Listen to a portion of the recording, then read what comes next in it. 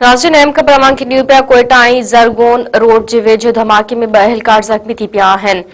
धमाके जी इत्तला ते पुलिस ऐं सिक्योरिटी फोर्सिस जा जवान मौके ते पहुची विया। इलाइक़े खे कड़ो चाढ़े सर्च ऑपरेशन कयो वियो।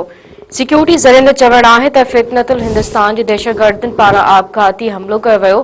आपघाती बमबार खे एफसी जी वर्दी पातल हुई, जंहिं गाॾी समेत पाण खे धमाके सां उॾाए छॾियो।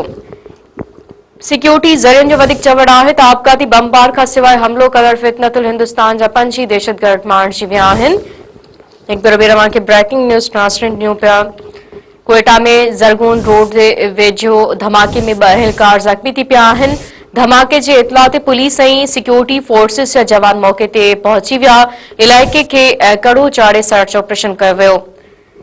सिक्योरिटी ज़रियनि जो चवणु आहे त फितनतुल हिंदुस्तान जे दहशतगर्दनि पारां आपघाती हमिलो कयो वियो। आपघाती बमबार खे एफसी जी वर्दी पातल हुई, जंहिं गाॾी समेत पाण खे धमाके सां उॾाए छॾियो।